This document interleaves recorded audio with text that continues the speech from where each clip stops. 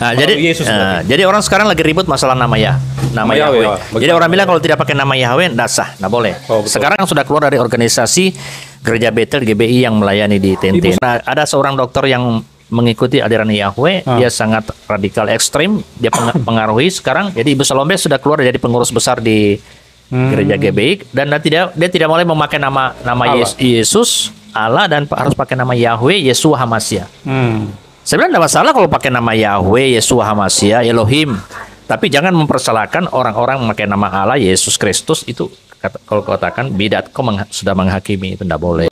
Jadi kalau Yesus Kristus ini di dalam Yohanes mengatakan, aku berdoa pada Bapa untuk menyatakan namamu yang telah engkau berikan padaku di dunia ini. Nah, namanya diberikan kepada dunia, inilah telah lahir bagimu juru selamat dunia dan beri nama dia Immanuel. Juru selamat Yesus Kristus. Jadi kalau kita mau menyebut Allah kita yang disembah itu Yesus Kristus, berarti kita sudah mempermuliakan nama Bapa. Karena Bapa berkenan kepada anak ini. Kalau kau menolak Yesus, tidak mau menyembah dan tidak mengakui nama Yesus, berarti kau sama menolak Bapa. Saya tidak terlalu pusing dengan masalah gitu. Jadi kalau siapa menyembah kau? Siapa yang kau sembah? Allah Yesus Kristus. Ya. Berarti sudah menyembah Bapa, Pak. Nah, kalau di dalam PL dipakai nama Yahweh. Artinya Yahweh itu kekekalan. Aku adalah aku. Kekekalan ya? Iya, kekekalan. Ya. Sama pemahaman begitu dalam Perjanjian Lama, Allah memperkenalkan kepada bangsa Israel melalui Musa, karena bangsa-bangsa lain belum mengenal siapa Allah pencipta itu.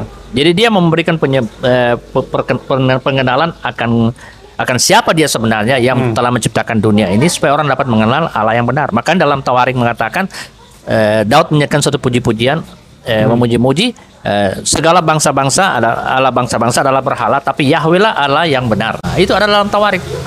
Segala Allah bangsa-bangsa berhala dalam huruf kecil, tapi Allah Yahweh adalah Allah yang benar. Jadi begitu. Jadi kalau orang katakan siapa Allah Yahweh, itu Yesus Kristus sudah, karena dia adalah Allah. Jadi Yesus dalam tidak usah pusing. Jadi tidak usah bilang itu Yahweh nama Bapa, berarti Yesus bukan nama Yahweh. Oh, tidak bisa. Harus Yahweh itu bisa Bapa, Anak, sudah satu mereka satu paket. Tidak boleh terpisahkan, Pak. Bapa, Anak, dan Roh Kudus adalah Yahweh. Berarti orang bilang siapa nama Allah? Yahweh. Yahweh, betul. Gimana? Dalam Perjanjian Baru dia sudah menyatakan diri di dalam Anaknya Yesus Kristus. Sama aja gitu. Jadi tidak usah pusing. Jadi saya kalau berdialog dengan mereka tidak untuk berdebat untuk mau memecah belah organisasi kita, tidak. Tapi bagaimana kita untuk berdebat saling melengkapi saja. Kalau memang kau punya pemahaman mau begitu ya silakan. Nah, terkait nama Yahweh itu kan itu temannya kita dulu, itu satu persekutuan.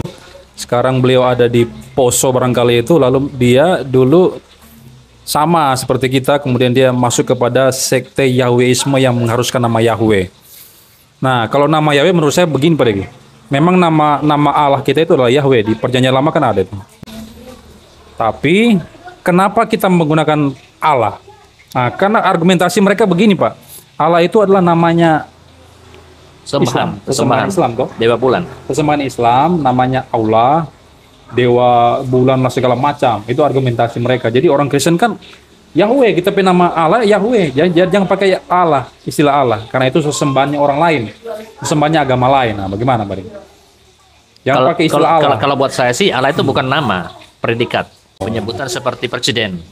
Nah, di presiden di dunia ini kan hanya presiden. Kalau presiden Indonesia namanya Jokowi Widodo. Nah, Jokowi. Kalau presiden Amerika juga punya nama toh. Nah, itu namanya penyebutan, predikat saja. Dalam Korintus mengatakan di bumi maupun di surga ini, di atas ini, di alam roh ini banyak Allah kecil. Allah. Berarti Lucifer ini yang sebagai Allah yang disembah. Contoh, orang Cina Konghucu, mereka menyembah dewa Kuang Yin Kuang Kong, mereka sebut Allah. Allah dalam bahasa mereka dia bilang dewa. Orang Hindu juga menyembah dewa Brahma, Siwa, Wisnu. Dan orang-orang ateis agama-agama lain juga menyembah kepada dewa-dewa, mereka mengatakan itu adalah Allah. Jadi sudah sinkron dikatakan di dalam Korintus bahwa mengatakan banyak Allah yang disembah, tapi Allah yang benar itu hanya Yahweh di dalam Yesus Kristus itu. Gitu. Gitu. Jadi sebutan aja tuh. Jadi sebutan. Kalau orang bilang kenapa mereka bilang tuh, orang Muslim bilang itu nama diri katanya. Allah itu nama diri. Iya, karena mereka tidak mengenal pendapat mereka. Ya. Karena mereka tidak mengenal Allah yang benar. Mereka tidak mengenal Allah yang benar, maka mereka, saya bilang katakan, kalau kau satu pribadi, kau punya nama. Kalau kau tidak punya nama, berarti kau bukan pribadi. Maka mereka itu eh, mereka bilang kalau Allah itu satu zat.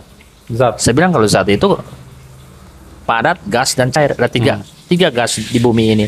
Tapi kita tidak bisa menyebut Allah itu zat. Dia harus roh. Maka kudus. Begitu. Kalau dia zat itu berarti dia padat, terbatas. Kalau gas cair atau dia benda batu itu bisa kita sebut Allah. Nggak bisa. Iya, tidak bisa. Harus dia roh. Allah adalah roh. Jadi firman itu sudah betul-betul roh. Mereka menyembah dia ada dalam roh dan kebenaran. Makanya kita harus menyembah Allah dalam roh itu. Banyak orang-orang tidak memahami tentang penyembahan secara roh bagaimana. Makanya yang menyembah jasmaninya, makanya dia selalu menyembah kadang-kadang tidak pernah dilawat, merasakan hadirat, ngantuk apa semua. Karena dia tidak membuka hati dalam roh, tidak mau sungguh-sungguh bersekutu dengan Allah yang roh itu. Makanya inti daripada kita ini, roh kita ini yang harus berhubungan langsung dengan Bapa itu, Yesus itu. Gitu. Jadi kalau kita jasmani saja kita akan hampa kita menyembah Tuhan. Makanya dibilang penyembah benar akan datang tiba nanti saatnya. Penyembah Allah yang benar akan tiba waktunya menyembah Allah dalam roh dan kebenaran. Gitu. Menyembah dalam roh artinya dalam kebenaran, sikap hati yang benar, supaya Allah yang benar kita sembah, kita mengerti bagaimana cara penyembahan yang Allah sukai dalam setiap orang-orang percaya. Menyembah dalam roh maksudnya itu tidak terbatas. Iya. Menyembah di mana saja bisa. Bisa juga. Iya, 100%. Tidak terbatas. Tidak menyembah di satu kuil, satu tempat saja. Begitu. Juga kita tidak menghadap seperti ke kiblat apa, karena kita percaya Allah ada di mana-mana. Tidak perlu menghadap ke suatu titik tertentu, tidak perlu. Itu arti menyembah roh. Ya, menyembah dalam roh juga bisa juga kita katakan menyembah dalam kebenaran dalam sikap hati kita yang benar. Iya, benar. Begitu. Kalau kita menyembah Allah tidak dalam sikap hati yang benar, jelas bagaimana kita bisa menghadap Allah yang kudus itu. Ya. Jadi banyak hal sebenarnya perlu digali. Ya, bisa kita gali dari situ dalam penyembahan dalam roh dan kebenaran itu. Jadi pengenalan Allah yang benar sangat penting bagi orang percaya. Banyak kalau kita tidak bisa mengenal Allah yang benar, kelirunya nanti kita kalau ada orang minta pertanggungjawaban kita tentang seperti tadi jangan menyebut Allah, nah itu kita nanti bilang oh berarti salah, kita keliru, kita sesat sudah ini. Tidak masalah sebenarnya menyebut Yesus adalah Allah dalam bahasa Arab. Di samping konteksnya Pak Diki, waktu kalau kita belajar sejarah, kata Allah itu sudah digunakan oleh orang Kristen di Arab sebelum Islam muncul. Islam kan muncul abad berapa? Ke-7. Nah, 500 tahun sebelum baru Islam muncul. Abad berapa Islam muncul? Saya kurang jelas itu. Ya, ke-7 dasar. Tapi setelah meninggalnya Yesus terangkat 500 tahun berada Islam, peradaban Islam muncul. Sekitar begitu. Nah, jadi sebelum Islam ada, orang Kristen dan Yahudi, saya baca di sejarah, orang Kristen dan Yahudi sudah menggunakan kata Allah di Arab. Lalu ada Alkitab bahasa Arab. Ortodoks berarti, ortodoks. Iya, Alkitab bahasa Arab sudah. Jadi kalau teman-teman Muslim kita itu melarang orang Kristen menggunakan kata, karena di Malaysia sudah dilarang Malaysia. Malaysia itu ada di suatu daerah tertentu sudah diajukan ke pengadilan tidak boleh pakai kata Allah karena Allah itu miliknya Islam. Nah, jadi kalau teman-teman Muslim kita mengatakan kata Allah itu milik mereka, itu bertentangan dengan sejarah, secara historis.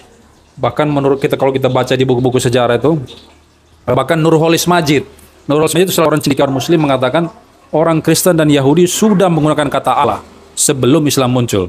Jadi klaim mereka bahwa kata Allah itu milik mereka itu bertentangan dengan historis, sejarah, begitu. Baru yang kedua, kenapa kita pakai kata Allah? Orang Kristen pakai kata Allah. Kita tidak pakai kata Yahweh. Tapi kalau kita mau pakai kata Yahweh pun tidak masalah. Tidak masalah. Yang salah adalah mengharuskan Yahweh. Mengharuskan. Jadi tidak boleh pakai kata Allah. Harus pakai Yahweh. Nah, itu yang salah. Jadi menurut saya kalau mau pakai Yahweh, silakan Anda pakai Yahweh, tidak masalah. Tapi jangan mempersalahkan orang Kristen yang menggunakan kata Allah. Kenapa? Karena di Perjanjian Baru, Pak Diki, kata Yahweh itu diganti. Jadi pada waktu Perjanjian Baru ditulis, itu kan adalah bahasa Yunani. Nah, dia mengganti kata Yahweh di Perjanjian Lama itu menjadi Kurios. Kurios itu kan Tuhan. Iya. Atau ya Tuhan. Jadi waktu misalnya ya termasuk Septuaginta. Septuaginta kan itu Alkitab Ibrani yang terjemahan ke Yunani toh. Iya. Di Alexandria sana itu 70 tua-tua Yahudi 70 atau lebih itu. Nah, waktu Septuaginta menerjemahkan kata Yahweh ke Yunani, mereka menjadi Kurios. Menjadi Kurios. Jadi berdasarkan itu dan Septuaginta itu digunakan oleh Yesus pada masa Yesus dan para rasul. Jadi kitab yang digunakan oleh para rasul dan Yesus pada masa itu, pada masa mereka itu Septuaginta.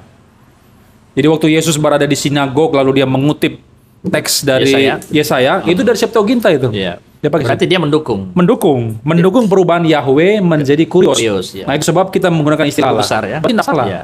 Karena didukung oleh perubahan itu. Oleh sebab itu kenapa di Perjanjian Baru tidak ada pakai nama Yahweh, hanya Tidak ada. kurios. Karena Yunani. Kurios toh? Teks aslinya kan Iya, Yunani. jadi Jadi ya, dirubah jadi kurios. Iya.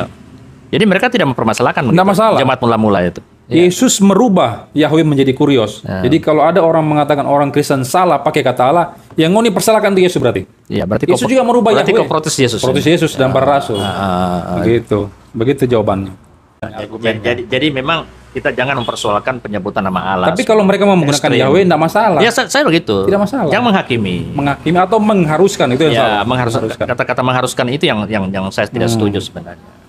Salah. Jadi kalau mereka bilang, ini sesat, aliran ini tidak pakai nama Yahweh, nggak bisa. Tidak boleh. Tidak boleh. Berarti Yesus sesat juga, para rasul sesat. Itu. Yang mengubah Yahweh. Ini yang perlu kita menjadi kurios. Perbincangkan kepada saudara-saudara kita yang lain supaya mereka bisa memahami masalah. Nah, di samping orang Yahudi kan sangat ini, mereka menganggap nama Yahweh itu sebagai suci, sakral.